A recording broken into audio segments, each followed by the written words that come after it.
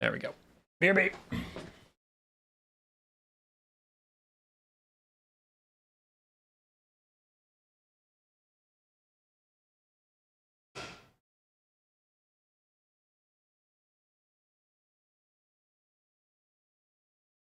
This is what your ear looks like, filled with wax. Here's a cotton swab. Watch. It just pushes the wax in. Now here's Whoosh, the new, safe, and effective way to clean your ears. Just whoosh the wax out. That's insane. The triple stream safely clears dirt and wax buildup. It feels incredible.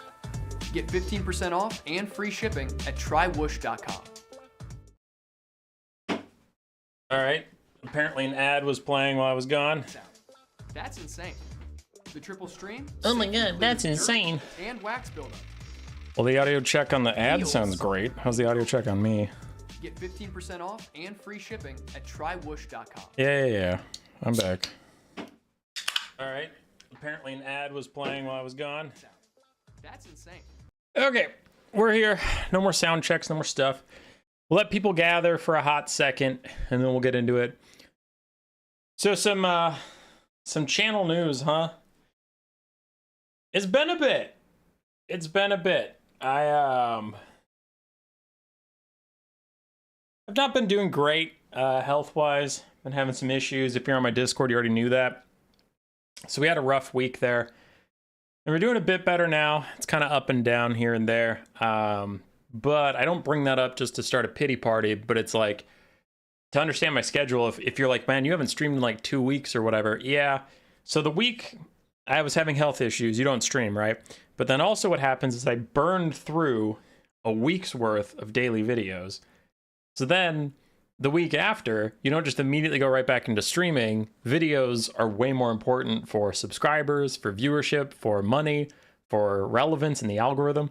So videos take first priority. So then I have to start making videos day by day to get a video out the next morning, and still trying to get ahead so you can get a bit of a buffer so you don't have to get home from work and make videos every single night, and give me enough time to stream. So that's where I've been. So for anybody who's like, where the hell are the streams? He said he was having health issues like 2.5 weeks ago and we still haven't seen a stream. It's because if you fall out of the YouTube grind, it is very, very hard to get back ahead. It's like getting back on a treadmill that's still going the speed that you fell off. It's like, so you gotta kind of jump on and like get sprinting and just get back into the rhythm before we can stream again. So I'm back. We're back streaming. So today we have the patch notes. I'm going to end the stream once we're done with the patch notes, and it'll automatically take our live viewers to the first part of the faction war, which we'll be casting today. These are all of the games that were played on the old patch. And then tomorrow morning, we will have another stream of every game from our Legendary Lords tournament that was on that patch. So we're going to have two multiplayer land battle / conquest streams in a row. One today and then one tomorrow morning, and none of those will be on the patch, but that's because I got to get those replays out of here before there's a hotfix 6.2.3 and they're lost forever. So there's all the channel news. Enough people have gathered. Let's get into this hotfix. Hi chat. Tequila Sunset already had a stream like this, but we have a slightly different audiences, so I don't want people to just think I don't give a shit about the patch. It's also a pretty good one. What up, Sanremo? You'll be casting it live. I am going to be casting the replays from the faction war so far right after we check out these notes. Also, Michael Hobson's here with his more at 11. Okay, if you haven't seen anything about this patch, this is the first time I am reading the official patch notes. I did get a couple days heads up from CA this was coming, and then they gave me a very simplified what's going to be in the patch Word document, which was very nice of them to do. I appreciate it a ton. But we are going to be going through these, so this is the first time I'm reading them. Some things might have changed from the Word document they sent me. They might have cleaned up some typos, so maybe I saw something, I'm like, that's crazy, and it was a typo. Like, for example, I'm making this up, but let's say Kolek Suneater minus 1,000 gold. And you're like, Jesus Christ, that is a huge change. And then it was a typo. It's 100 gold, right? So I haven't seen these patch notes. Let's get into it. I do skip past some of the fluff text. So there's some yeah, there's some campaign stuff, ancillaries and magic items. Okay, so I'm gonna skip past most of the campaign things. Balance changes, known issues, they'll fix those soon, but Thundertusk is meant to have a limit of 1 cap per army in multiplayer. Fun fact, we ban it in all of our tournaments, so you won't see it ever. Complex stat changes, elite infantry and domination. I saw this. If this is what I thought it was, it looks pretty darn cool. I don't play a ton of Dom, but this did look really fun. So essentially elite infantry, yeah, they have a capture power of 7 now compared to the usual 5 for infantry. So it's giving elite infantry more capturing power than their cheap variants. This is to try and get people to take more elite infantry rather than just spamming cheap stuff. That's really cool. I think in all game modes, elite infantry needs a bit of help right now because in game 3, a lot of stuff has been getting added to the game to clear out as much infantry as possible.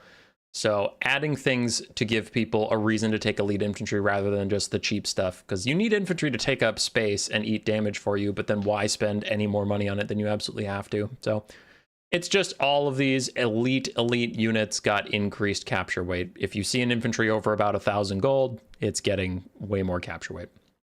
Here's another huge change that is small amount of text. They are decreasing the amount of times foot characters will get knocked down.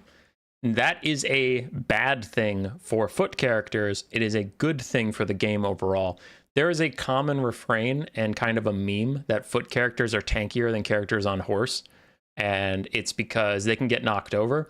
And when you get knocked over, for some reason, and they've been working on this, but for some reason they separated knockdown and damage. So like if you get knocked down, 9 times out of 10, the unit is invulnerable from taking damage in that same swing. So Scarbrand could run up and punt a Bright Wizard on foot with 3,000 weapon strength, but as long as he knocked over the Bright Wizard, the knockover takes priority and he does 0 damage. Now, sometimes through game jank reasons, I've seen characters get knocked over and take damage from the hit that knocked them over, but it's very, very rare. So CA is trying to address that. And part of it, they maybe can't fix some of the spaghetti code around it that makes that true. But they did just decrease the amount of times you'll get knocked down so that potential spaghetti code interaction happens less. So if your unit stands and fights, then your foot character has the problem of their tiny HP pool actually starts to matter and they'll take a significant amount of damage. So we'll see. As you can see from their flavor text here, that is exactly what they're trying to avoid. These characters are proving a bit more resilient than we'd liked when faced with overwhelmingly massive opponents. So we're raising the odds that they'll stay standing when attacked. There you go. So foot characters should get a lot less tanky. Well, maybe not a lot less, but less. Love that this came out the day your hero tier list goes public. Oh, yeah, that was fucked. Because I didn't know this was coming until like yesterday or the day before. And my hero tier list was recorded last week. So that's pretty intense. All right. Unit balance. So for the Beastmen, we're going to fly through some of these, but the Beast Lord got minus 100 gold on all of his mounts. Khazrak One Eye got minus 150 gold on all of his mounts. Malagor got plus 100 gold. Bray Shaman got plus 50 gold on all of his mounts. Great Bray Shaman, the Lord option, also got plus 50 gold on all of his mounts. So the larger aspect of this is they're trying to give you a reason to take the Chariot melee characters. They're trying to disincentivize taking cheap casters. This is a passive buff to Torox because you might see him over Malagor now. Because I know later on in the patch, Flock of Doom also took a nerf, so Malagor got double nerfed. But it is trying to buff up Beast Lord and Khazrak. Khazrak minus 150 gold is actually pretty big. I don't know if he'll be meta, but it's definitely... He wasn't terrible, and any buff he gets brings him closer to being actually, like, the pick. Zongors get 2 more melee attack. Just want them to be a little more aggressive, I guess. Cockatrice is one of the worst units in the game, and I have it on one of my trash OP meh videos that isn't out yet. But I looked at this change, and this was not enough to take it out of the trash category. So it's still trash, but they did try and get it to stagger less and reduce its cost by 50. I think this unit has way larger problems than Stagger and being too expensive. So I still think it's going to suck. I still think that video will hold up. Incarnate Elemental Beast, 10 more leadership so it doesn't crumble so fast. Gore Herds, less damage overall. Ungor Raiders, slower reload time overall. Chaos Spawn, more charge bonus and damage, especially armor piercing damage. They got 8 more, which is pretty good. And then Korok's Man Rippers got 50 gold off. So mostly for the Beastmen, it's trying to buff up their crappy lords, buff some of their underperforming units. Not too many nerfs for the Beastmen. Bretonnia. Blessing of the Lady, I think, is 50 gold cheaper, if I remember correctly, for what it used to cost. The Lord and Alberic and the Prophetess all got 50 gold off their base cost on certain mounts. Prophetess across the board. Battle Pilgrims a little tankier with missile block and melee defense increases.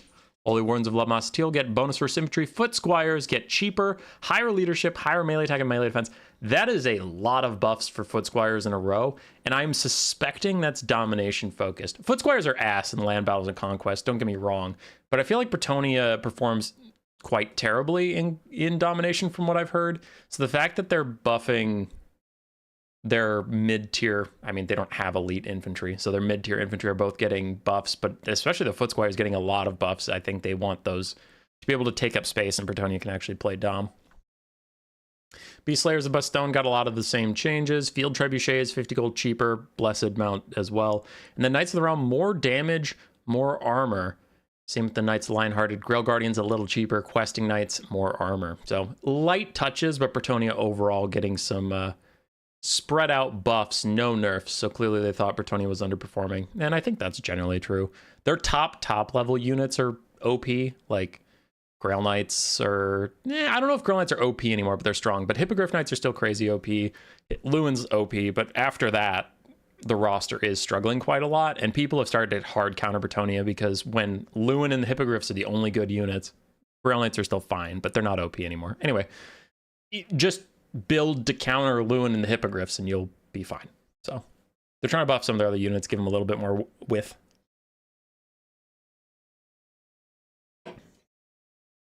Torok's Caster is more expensive than before now either. Oh, Curio, yeah, but I meant it's a buff for Torok's just because if Malagor is less auto pick, Torok's and the Doom Bull, we're already seeing some niche play.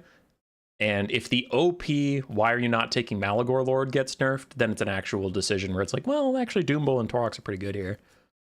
So, Chaos Dwarves. Last two patches, they've gotten buffs that pretty much hit every unit on their roster getting buffs, so I was curious what direction they'd take them. I actually think Chaos Dwarves are upper mid-tier right now. They're not overpowered. They don't deserve nerfs, but in Land Battle and Conquest, I actually think they're above average. So we'll see what they do here. Demonsmith Sorcerer, plus 100 gold on his Bale Taurus mount. That seems appropriate.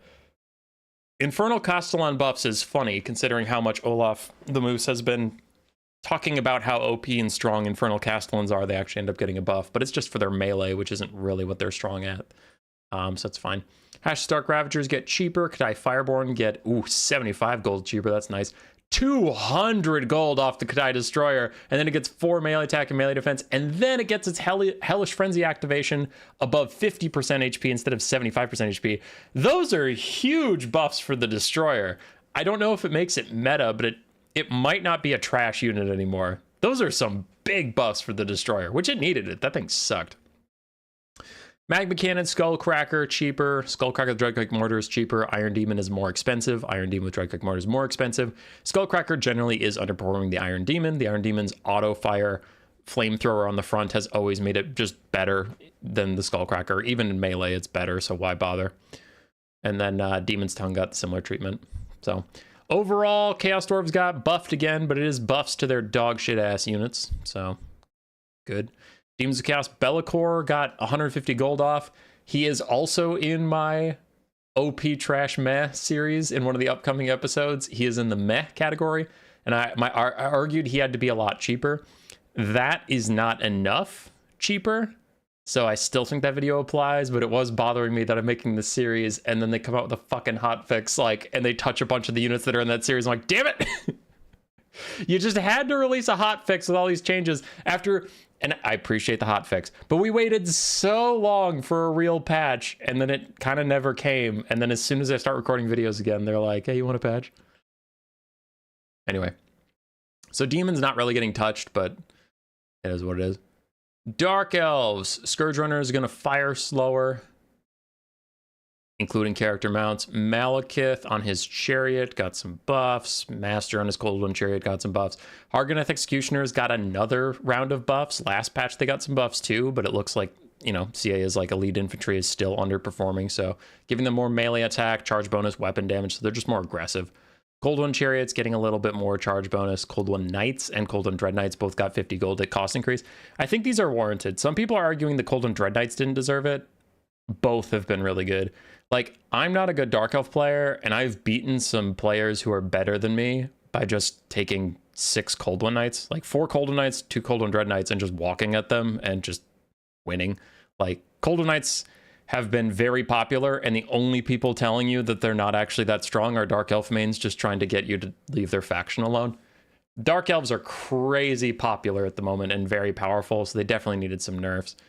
War Hydra got buffs, a lot more hit points, almost 1,000 more hit points, and it got cheaper at the same time. Chilisantar got similar treatment, and the Charybdis got a little more melee attack.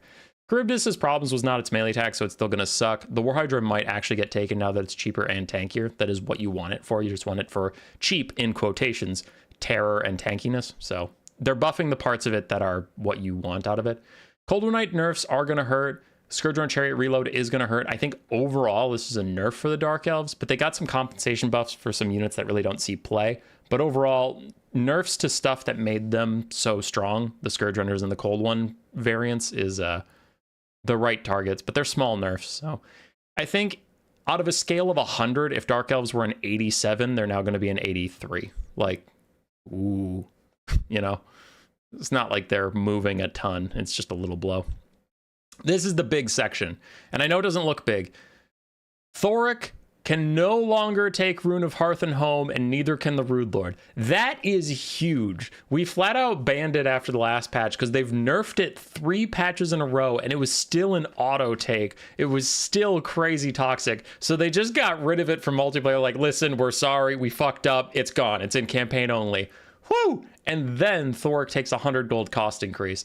Real talk, removing the Rune of Hearth and Home entirely and 100 gold cost increase, Thoric might not be the best Dwarf Lord anymore. It might be an actual contest between him, Belagar if you want someone cheap and defensive, or Ungrim if you want someone more aggressive. Because Ungrim wasn't bad. Grombrindal is a little worse than Ungrim, but Grombrindal's not bad either. The problem was Thoric was so overwhelmingly amazing that there was no reason to take anybody else.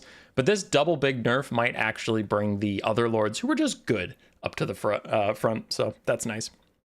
And Thoric won't be bad.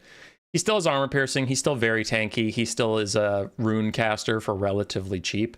So he's not dead by any means, but this does take him out of probably being overpowered and just into like good. Ungrim could take Glorious Death as an option for 150 gold. That's neat. Gargrim's intensity charging got cut in half. That's nice. A lot of stuff in game 3 needs its intensity charging to be sped up, so that's good. Doomseeker's got the same treatment, and then Bolt Throwers got 50 gold cost increase. That's fine. They were pretty strong. I'm gonna check chat for a second as we just rolled through a bunch of factions.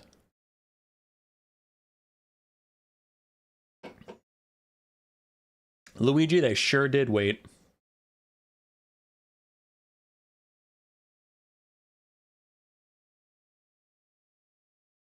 Charybdis got another big buff ability and spell changes are the last part of the notes. Oh, what was its ability change? Because it had the Shriek, right? The -8 leadership. What that rune is? Oh, Michael Hobson, it's the passive AoE, immune to psychology and constant vigor regeneration around Thoric. So everyone around him would just like get to perfect vigor no matter what, and they'd all be ITP. So it was ITP dwarves with perfect vigor, which felt really cool. All right, the Empire part was really neat, so I hope that the patch notes they sent me were similar. Yeah, so Volkmar, Archlector, and the Warrior Priest. So all the Sigmar type units got more melee attack and more bonus versus infantry type stuff, and then some melee defense for the Warrior Priest. So they really wanted to buff up the Sigmar type Lord and heroes. The engineer got slightly nerfed in his ranged capacity, but he's still going to be really, really good. His mechanical steed actually got buffed because mechanical steed was ass, so that's fine. But he fires a little slower. Null and Ironside's 50 gold off the top. That's good. Flagellant's more charge bonus. That's pretty whatever. The Tattered Souls got 75 gold off the top, which was nice. They were far too expensive for a Flagellant ROR. And then Zintler's Reichsguard also got a little cheaper. Mortars got cheaper. Hellblaster Volley Guns got one more penetration, which should mean they do a lot more damage because they'll hit more models before the bullet stops. So like on infantry, that should be theoretically roughly a 50% damage increase. Roughly, theoretically, yada yada. Specifics aside, if you're on a flat map with a bunch of infantry in front of you and your bullet hits 2, now it hits 3, there you go. All right, so pretty big buffs for some struggling units on the Empire roster. I like that. A minor nerf to one that was doing overly well, but I think engineers will still be plenty strong. I don't think they'll be out of those at all. Grand Cathay, Astromancer on his Moonbird mount specifically got more damage and 100 gold off the top. And I wonder if the base Moonbird did too. Yeah, base Moonbird got the same treatment. So they saw my video about the new worst unit in Total Warhammer 3, and they're trying to buff it like they did the Frostworm. Go me, go. I'm a hero. Gatemaster got, I think, more accurate, if that is what calibration area is. Some sort of buff to his firing potential, but not damage related. Astromancer got a little cheaper on his War Compass too. Don't know why that's split up across the Gatemaster. Zaytang takes more time to crumble, and he now encourages units around him. Pretty minor buffs for him. Jade Warriors minus 25 gold is actually a pretty big buff. Celestial Dragon Guard 50 gold off is pretty big buff. Same with their ROR. Crossbows, the Celestial Dragon version, 50 gold off, which is pretty big. Nangao Grenadiers get 10 more entities. The Jade Lion and Jet Lion both get 100 gold off. The Wujing War Compass got 50 gold off. Oh, the multiplayer cost will change in later hotfix. Okay. Moonbird got the buff we mentioned. Terracotta Sentinel got 10 more leadership and adds encourage. Same with the Jolly Green Giant. Jesus. Okay, and the Jolly Green Giant's also 100 gold cheaper. Grand Cathay got a lot of buffs, and that's weird because they've already been an overperforming Land Battle and Conquest faction, but I hear they're really struggling in Dom. Now, to be fair, most of these units aren't the best. Jade and Jet Lion are still underwhelming. Great Moonbird is literally the worst unit in the game, in my opinion. Terracotta Sentinel is really close to being the worst unit in the game. So a lot of these things are buffing the bad units, but like Grand Cathay was already eating pretty good in Land Battle and Conquest, so I imagine they're going to move up into like probably A+ tier, not quite S, but they're getting annoying. I've started to just ban them on my ladder, like not for everyone. On the Vermin League ladder on our Discord, you can ban certain factions, like I don't want to play against this, and the opponent can't pick it. So I think I currently have mine as Grand Cathay and Dwarves. So yeah, that's going to be rough. Grand Cathay definitely moving up the tier list. You're going to see him a lot more in tournaments. Greenskins. Gorbad Ironclaw got a little cost reduction on one of his things. Azhag got 700 more mass on his Wyvern. It looks like the Wyverns overall got 700 more mass for every version of them. Night Goblin Big Boss lost 75 gold, which is nice for him. Snaggle lost 50. Ruglin's Armored Orcs slightly more expensive, slightly less missile damage. Night Goblin's got like one more armor piercing while losing 1 base damage. Woo! So really nothing there. Night Goblin Archers, similar treatment. And then there's just Fanatics versions. Snotling Pump Wagons got a cost increase. Interesting, though I know Sipa has been using them a bunch, but the Spiky Rolla's version got a cost decrease and more damage. So the elite versions of the Pump Wagons were struggling, apparently. Goblin Rock Lobbers got a cost decrease. Good, because they're trash and they're still going to be trash. Trolls got 50 gold off. They'll still be pretty bad. Mangler Squigs got more damage, more bonus versus infantry. That's fine. They still have larger issues, so I don't think that'll bring them back into the meta, but it's fine. So the Feral Wyvern and the Mangler Squigs were in one of my other meh OP trash videos, and they both got changes. That feels cool. That feels nice. Thankfully, these aren't big enough changes to take them out of those videos, but again, very cool. Feral Hydra, that's not in multiplayer, so I'm going to skip that. And Arachnaroks all got knockback ignore chance way up. This is a big buff for Arachnaroks that they needed. They got staggered constantly. They were one of the worst dueling monsters in the game, not because of their stats, but because they were just stun locked every fight. So going from 15% ignore chance to 85% is huge. I don't think they'll be overpowered, but they might be usable now. So that's pretty big. Greenskins got some nice buffs to some niche units.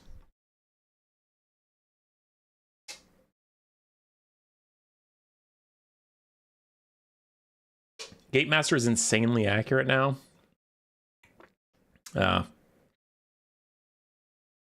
saw the Thor eyebrow nerf and immediately thought about your OP Trash Mav video. Thanks, Mango. Oh boy. Is there a reason why patching takes them so long? No, not really.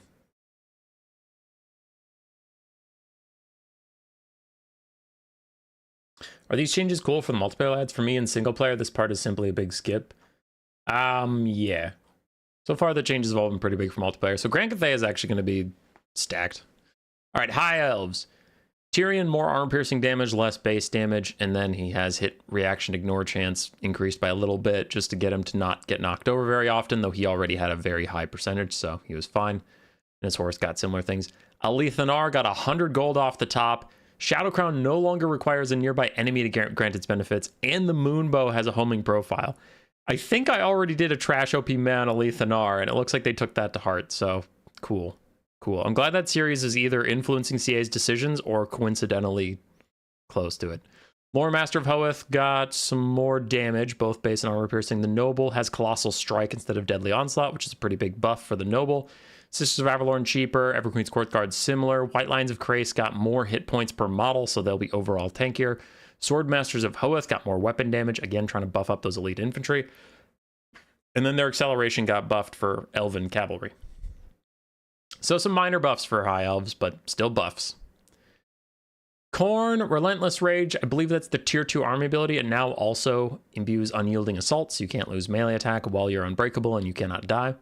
Valkia got a 100 gold cost increase. That's probably deserved because she was not the only lord, but definitely the best lord on the roster. If you didn't take her, it was just kind of like you were being fancy, but if you want to win, you're taking Valkia every time.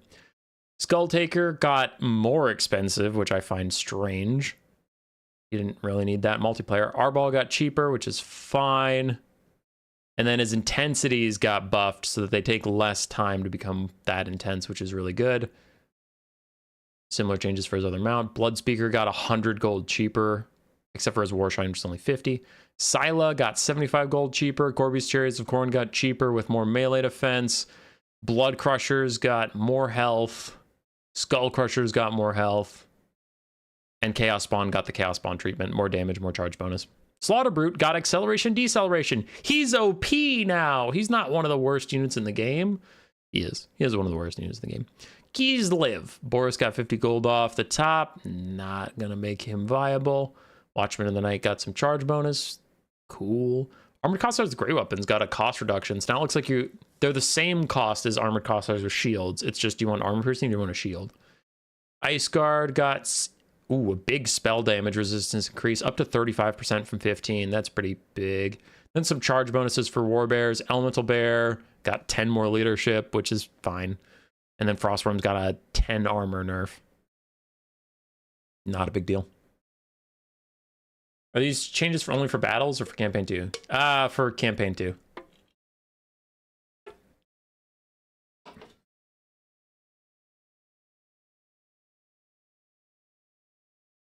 Yeah.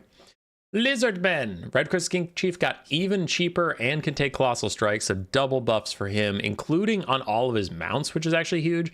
I could maybe see people start taking the Red Crest Skink Chief on the Ancient Stegodon to have an anti-large duelist monster that is cheaper now. Like, that could be kind of funny. Saurus Old Blood just got cheaper on all of his mounts. Croc's Wrench got cheaper. Lord Croak got cheaper. Skink Chief got cheaper on all of his mounts as well. Saurus Warriors 3 more melee attack. Pretty big, who cares, but I'll take it. Sacred Croc Scores got more melee attack and charge bonus. Same with the Court of Waddle. Feral Carnosaur got cheaper again. I feel like the Feral Carnosaur has gotten buff after buff after buff after buff, and he's still not meta, but they're really trying. This one's huge. Feral Stegodon minus 100 gold is big. Feral Stegodon has a lot of stats compared to the Bastildon. The only problem is it was way more expensive. I I don't think it's reached the point yet. I think it would have to be like 850 to be worth taking over the Bastildon, because the Bastildon's just so good. But this is a move in the right direction for the Feral Stag. And then big change here. All the blowpipes that are mounted on the dinosaurs with the little turret platforms, they no longer count as artillery, which was inflicting leadership debuffs on things around them, because when you get shot by artillery, you take a minus in your leadership. So this is no longer the case, which is nice. Neutral, I like that. Ulrika is cheaper, and Gotrik's Doom is cheaper, but I don't think that's enough to make them worth taking. For Norsca, Wulfric got some more mass on his horse. He got cheaper on his mammoth. Marauder Chieftain got similar treatment for the horse. From your Balefiend, 5 more melee attack. That's a campaign exclusive unit, so I'm going to skip it. Marauder Spearman got cheaper. Icewind Marauders got cheaper. Marauder Berserkers got a weird change, but basically they're just going to be better at pushing in to their opponents and getting more damage out quickly. So they didn't get any stat changes, but they should perform a lot better in melee. Marauder Champions got 100 gold off the top with their great weapons. That's quite nice. While the Chariots got 50 gold cost increase after their buff from last patch. I guess people were saying they were pretty good. I still didn't see them very much, but whatever. Norse Controls, Marauder Horse and Throwing Axes both got cost decreases. So did Famir Warriors with a little bit more charge bonus. Famir Warriors with great weapons just got the charge bonus. Feral Mammoth, 50 gold off the top. Again, you fixed it. It's done. That is an OP unit now, and it's definitely not still trash. It's still trash. War Mammoth, 100 gold off the top, and the War Mammoth, the War Shrine, 100 gold added to it. Okay, those two make sense. The Feral Mammoth, I don't know why you only got 50 off. The thing sucks balls. It should probably get like 150 off, and then still it would still only kind of suck. Nurgle. Army abilities. Rot, Glorious Rot is active for 2 more seconds, and its spread radius is increased. This makes it easier for it to get around, and it is lasts longer, therefore dealing more damage. Its tick rate and its tick damage are so impossibly bad that I don't think this is enough to make it worth spending your army ability on. You should definitely just save for Fecundity and Curse of the Slug. But buffing a terrible ability is always welcome. Do you think Skaven getting 2 uses of the Menace Below multiplayer would be balanced? Probably not. Global summons for the Skaven is not necessary. They're already pretty strong. Skaven don't really need buffs right now.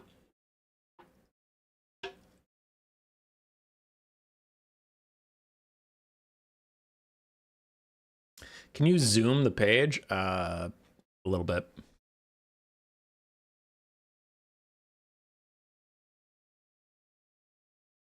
Yeah. All right. Nurgle, like we said, the Glorious Rot thing, and then the Herald of Nurgle, all the Rot Flies got more mass. All of them, Plague Drones, and whatever was on one of those flies got more mass. That's about it. Pox Riders, 50 gold off, 4 more melee attacks, fine. Arwar just got the 4 more melee attacks. Spawn of Nurgle got the buffs all Spawn have been getting. Beast of Nurgle got a little bit more damage and a little more run speed. Grid and Clean One got 100 gold cheaper and 2 uses of Bound Stream of Corruption. The Toad Dragon got less chance to be staggered. So it looks like they're really trying to stop things from getting staggered too much. Ogre Kingdoms, the second strongest roster on the last patch. Let's see what they got. 10% nerf to their ability recharge rate for their army passive. Meat Feast lost 0.2% healing, which is an 1/8. So its healing got cut down by 1/8. Greasus now got Monster's Impact Contact effect, massively decreasing speed, and his Horde Master is now baked into his multiplayer profile, so I think he just doesn't have to pay for it. That's fine. So in the end, it ends up being a sort of cost reduction, and then he gets Monster's Impact. That could be okay. Greasus's problems is mostly animation issues. It's not really his kit. His kit is strong. It's just he can't leverage it. Like if Torox's model had Greasus's abilities, he would be very strong. But Greasus on his mobility scooter just has so many animation issues that he like often T-poses instead of swinging.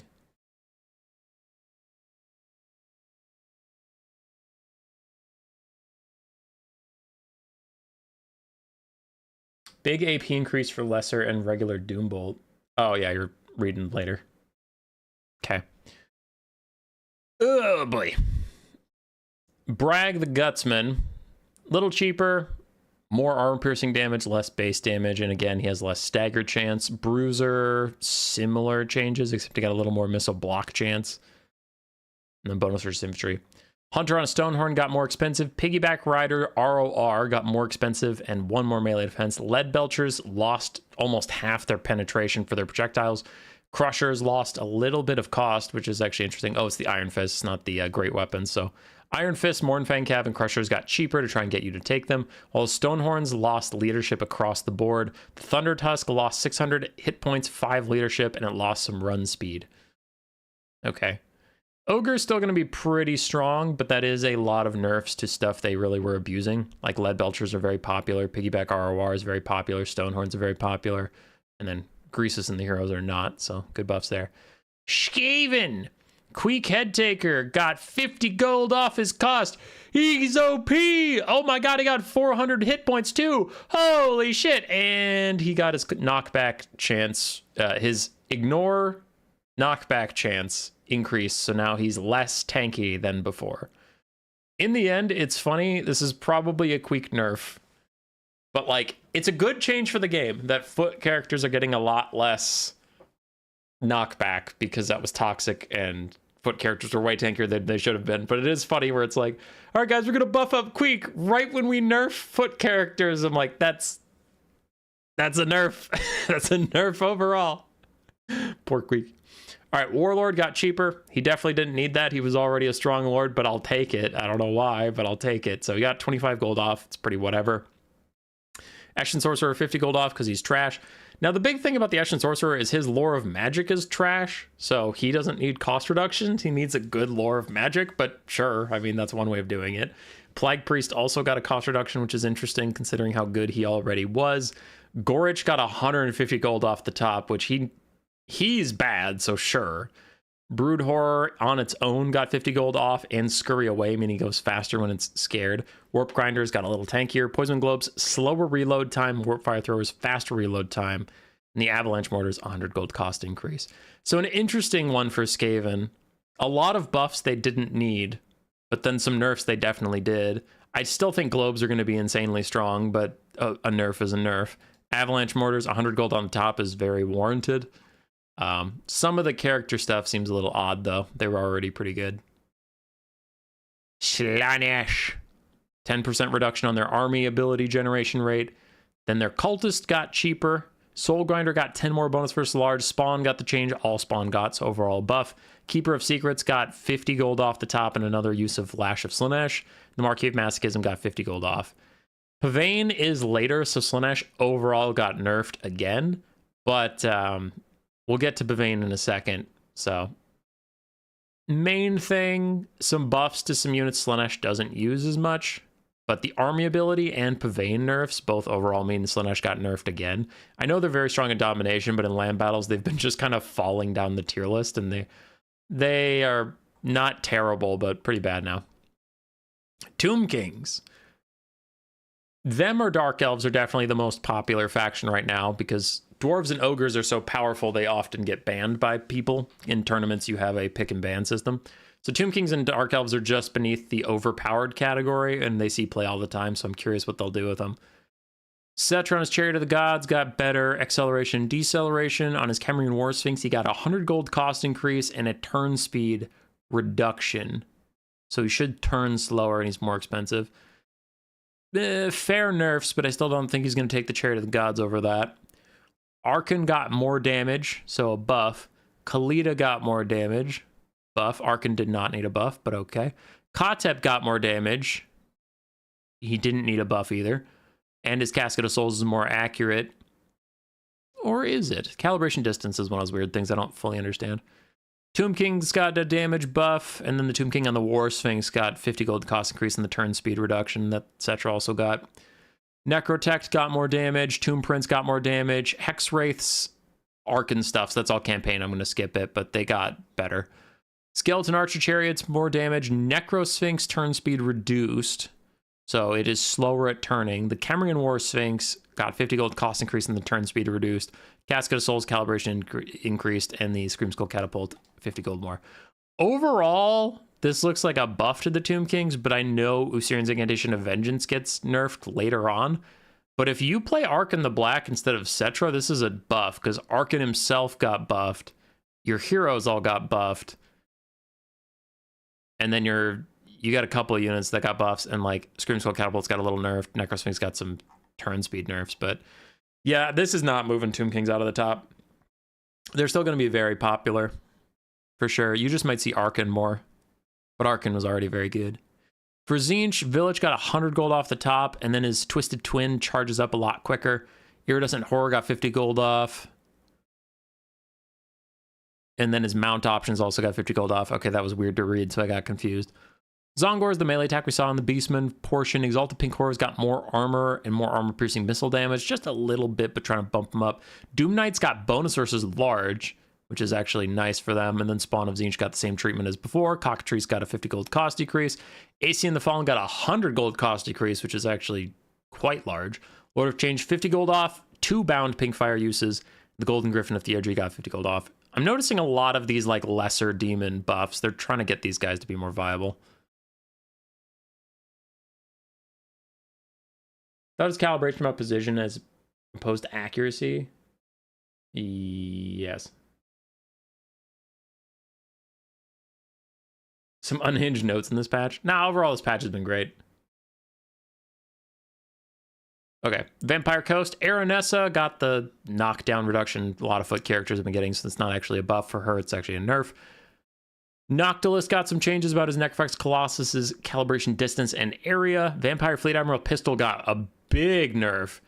Can no longer take Black Parapet, which was amazing, Periapt or whatever, but it can now bring the Forbidden Rod, which is not good, because she has a tiny HP pool, and the Forbidden Rod's going to do a lot of damage to her. That unless you're bringing the Lore of Vampires, you can't heal that back with Death or Deeps. So that's overall a pretty big nerf for the Vampire Fleet Admiral. Gunnery White got 150 gold buff, though, on his Rotting Promethean. That's huge. Morngul Haunter got 150 gold buff and a mass increase. Deckhand Mobs with Polearms got a 25 gold off, while the pistols got 25 gold added. Depth Guard got tankier. Scurvy Dogs got a cost reduction. Fellbats got a cost reduction. Bloated Corpse got a cost reduction. Deck Droppers got a cost reduction. And then Necrofax Colossus got the same accuracy adjustments as Noctilus. That's interesting. Overall, buffing their whole roster, especially their heroes, but then nerfing their second best lord and nerfing the pistol mobs. It's a little odd. I don't think any of it's incorrect. It's just weird. Okay. Vampire counts. Helman Gorst got 50 gold off the top. And that's nice. White Kings, less hit points, less chance to get knocked down. Overall, making them weaker. Yeah, that's just weaker in both aspects. They lost 200 HP on their skeletal steeds too. Banshee's got a bit more damage and a bit more health. Graveguard got a bit more melee attack and melee defense in their Halberd version. Karen Wraith's got more melee attack and melee defense and charge bonus. Crypt Ghouls got more hit points, which oh, those are Crypt Ghouls. Yeah, I always confuse Crypt Ghouls and Crypt Horrors. Okay, so Crypt Ghouls are a little tankier. Hex Wraiths got flaming attacks, which is pretty nice for them. Way more charge bonus, and then more melee attack and melee defense. Chillgeists did as well.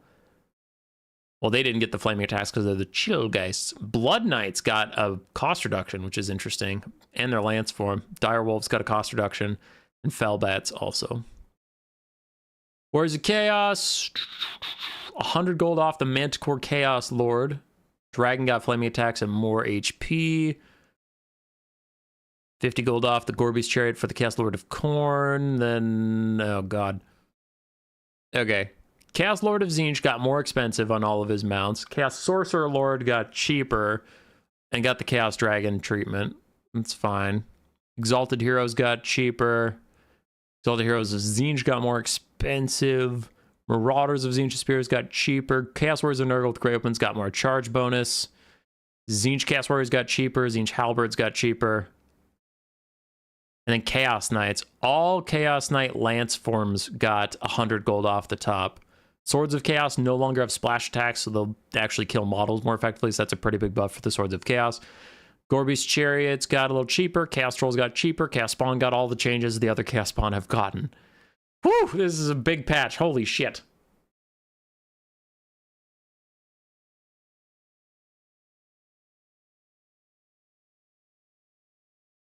Wait, the Vampire Fleet Admiral Polearm can take Black Parapet and Forbidden Rod? No, the Polearm guy never had either. It's the pistol one. The pistol one can only take Forbidden Rod now, not Black Parapet. All right, Wood Elves. Orion got Colossal Strike, which is pretty huge. Glade Captain also got Colossal Strike. Bonus source is large on their Great Eagle, so the Glade Captain is getting some big buffs. Holy crap, they really want the Glade Captain to hunt down large targets. We'll see if that makes them any good. Glade Captain is historically quite bad, but we'll see. Winterheart Guard, 50 gold off the top. Hawk Riders, more melee attack and melee defense and charge bonus. They're trying to give them more melee stats, not more range stats. Zotes lost 100 gold, which is a pretty big buff, and then another use of Flesh to Stone. Wow, they are trying to push the Zote meta, apparently. Zotes weren't even that bad, so I expect to see them a lot now for the Wood Elves, honestly. Ability balance. So now we're out of the faction stuff. Summons overall got more time because they, besides zombies, usually fell apart way too quickly. Arrow of Kurnos got a gold increase and less penetration. Blessing of Asaf, that I believe is Kalita's passive that affects ranged attacks, but it gives poison and it has a longer range. Okay. I don't know all of these by name, but a lot of 35 range effects range got buffed up to 55 meters, which is normal. Glorious Death used to be free, now it's 150 gold. Toxic Rain is the Skaven passive for when you cast spells, so it now applies 10 seconds instead of 8 of poison across the map. Blood Shield, I don't remember what it is, but 20% magic resistance instead of 15 is fine. Ancient's Protection is 15 seconds instead of 12. Wrath of the Wood is 15 seconds instead of 8. Darken the Skies, and then, again, more stuff got added with the effect range of 55 instead of 35. Breath of Hatred is a breath attack from somebody. 2 uses up to 3. Formless Horror, that's the Changeling switching forms. It got its cooldown cut in half. Curse of Undeath is the passive Lore of Vampires healing, the global healing. It got doubled. Solar Engine restores less fatigue less quickly. Got it. Silix Lullaby just got changed in its rarity, but nothing else got changed about it. But affected number of friendly units is down to 4, so that's a pretty big nerf for Domination. Some of his other chants got cheaper. Burning Rage, I think that's Khorne. I don't know. Whatever it is, it got armor piercing added to it and lost some base stats. Wrath of Khorne got a longer distance. If you cast a spell near the Exalted Bloodthirster, you take the explosion. Slime Trail got a larger effect range. Strength of the Penitent, I believe that's a Flagellant passive. Got 33% more uptime. Smoke and Mirrors, the terrible Lore of Shadows passive, got it had plus 10% speed. Now it has plus 10% speed, charge speed, and turn speed. It still sucks. Never take it. It's not worth your gold. Mighty Oathstone, part of the 35 to 55 thing. And Evasion got a 5% speed increase. Interesting. Exorcism, this is huge. The Lore of Light's passive that sucks ass now got magic attacks and a longer effect time. So it gives global leadership and magic attacks, which is nice.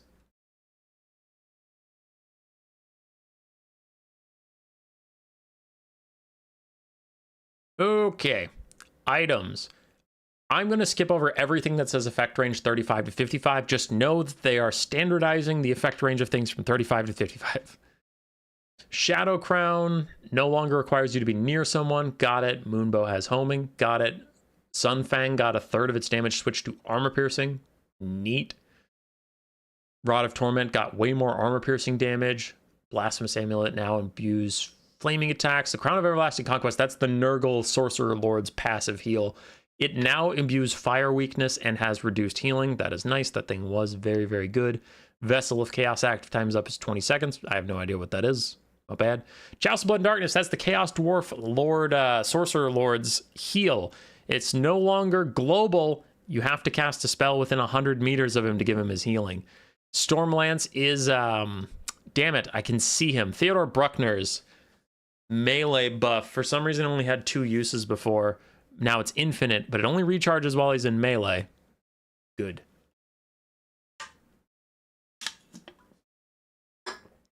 All right. Armor of Urson gives Boris Ursus more weapon strength. Brazier Mace of Urson, I believe that is Castalton's, gives him more weapon strength. And then Dig In is cheaper. We're getting to the bottom, don't worry. Spells! Skullstorm, 1 cheaper. Incantation of Vengeance, 2 seconds less uptime, which is like a 7% reduction in damage overall. Okay. Lesser Doombolt, more armor piercing, transformation of Kadon, which is the Vargulf, winds of magic cost down 2, Eagle down 2, Manticore down 3. Cleansing Ruin, increased cost and reduced active time by 2 seconds. So that's a double nerf to Cleansing Ruin, which it needed it. And I honestly still think even with that active time, it's still going to be a very powerful spell. Veil of Shadows, Allure of Eshin spell, 6 winds of magic instead of 8. It still sucks if it's the one I'm thinking of. So it's still pretty bad. Chain Lightning. Oh, it also has a greater target intercept range. But the biggest problem with Veil of Shadows is it doesn't affect anything that's large size. So monsters, monstrous, infantry, cavalry, all just sprint right through it. So it doesn't matter. Chain Lightning, more damage. And then this maximum angle change per movement change frequency. I believe they're going from 170 to 360 to make it truly random what direction it goes. But with the reduced speed they did last time, they're trying to make these random moving vortexes a little more likely to stay in the area you originally cast it, and that's trying to make them better, if I'm understanding that change right. So this should mean Chain Lightning is more consistent about where it is. Flesh to Stone, number of uses 2 to 3. I'm guessing that's the Zote thing, because you can normally just cast that spell as many times as you want, so maybe it shouldn't be down here. Anyway. Lesser Change Lightning and Lesser Banishment got the same changes. Mantle of Gorok got cheaper. Tome of Furion, don't know what that is, but more AP damage. Wand of Crydon, more AP damage. Chill Wind upgraded, more AP damage. Doombolt, more AP damage. Pestilent Birth is cheaper. Pestilent Breath is cheaper. Death Frenzy is cheaper. Wow, okay. 3 Skaven spells got cheaper. That's pretty strong.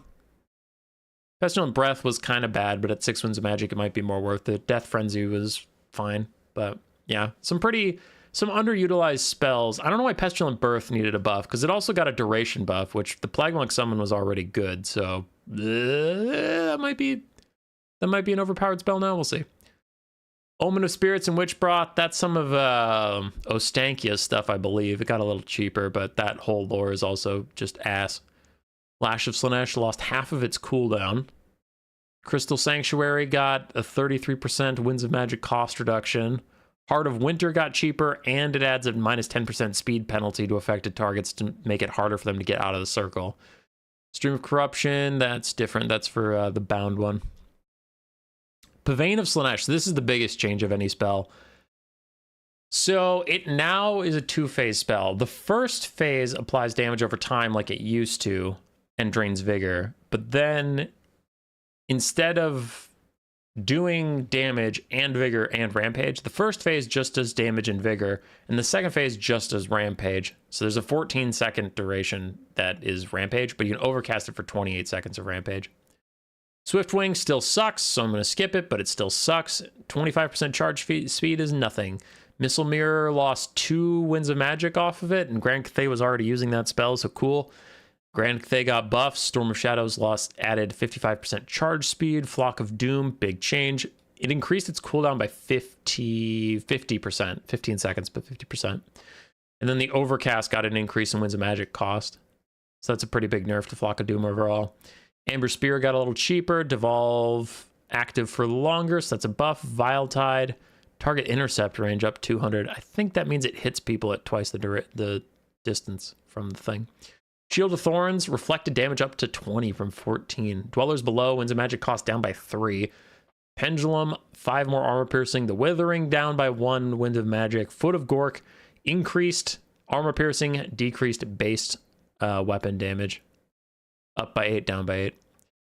Cool. Purple Sun, increased armor piercing, and then that 360 thing that should make it roam around the map less. It should theoretically stay in the same area a little bit more often. Flame Sword of Ruin is cheaper. Banishment got the same thing where it, stays in the same area. Brona's Time Warp got 25% charge speed. So it seems anything that adds speed is now also going to add charge speed. I think they just wanted the speed and the charging speed to be consistent. Curse of the Bad Moon, a little bit more damage. Night Shroud, a little cheaper. Genna's Golden Hound, a little bit more armor piercing. And Curse of Years, higher active time, cheaper spell cost. That is by far the largest hotfix patch I've ever seen. So yeah.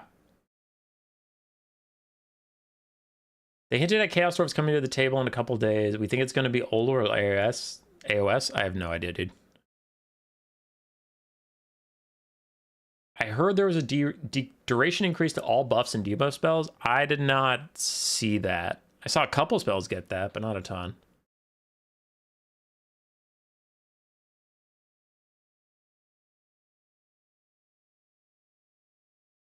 What a hotfix. Yeah, it's a huge hotfix. Who's the biggest winner this patch? All right. 3 biggest winners and 3 biggest losers. Ogres and dwarves definitely on the biggest losers category for land battles and conquest. Dwarves got some pretty big buffs for domination as far as their infantry capture weight goes, so I don't know about that, but land battles and conquest. Ogres, dwarves took the most nerfs.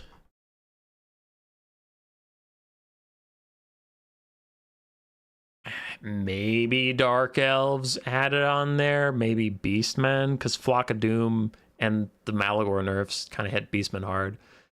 I'll go with Beastmen. So Beastmen, Ogres, and Dwarves took the biggest nerfs. Biggest buffs? Definitely Grand Cathay. Grand Cathay got a ton of buffs here, and I'm actually very worried about them in the land battle meta, because Grand Cathay kind of sucks to watch. Like, their most effective playstyles are usually incredibly boring. Another box. How delightful. None of your units ever break. How good. Delicious. I'm glad you're blobbing even harder. Chaos Dwarves got some pretty meaningful buffs. Bretonnia got some meaningful buffs. I don't know if I put them at the biggest, so I'm just thinking. So biggest for sure, Grand Cathay.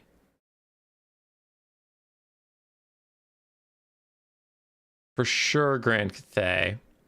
I do think the Lizardmen got some really decent buffs too, so I'll go with Grand Cathay, Lizardmen, and then Skaven. Skaven got some nice buffs for sure. No, never mind. It's Coast for sure. I forgot about like their things. So Coast, Grand Cathay, Lizardmen, biggest winners, biggest losers, dwarves, ogres, and Beastmen. All right, so we do have a multiplayer stream. Now it is not on this patch. It is the Faction War replays. We'll cast every game that was played on the previous patch, so that every game going forward will be on the new patch. And I don't potentially lose any replays. Like there's another hotfix out in a couple days, and then the replays I had before are all bricked because I can only roll back 1 patch, so we got to cast them while we're only 1 patch in the future. I'll see you over there. If you're here just for the current patch notes, then this is your time to leave. If you want some exciting multiplayer content, stick around, motherfucker. Woo!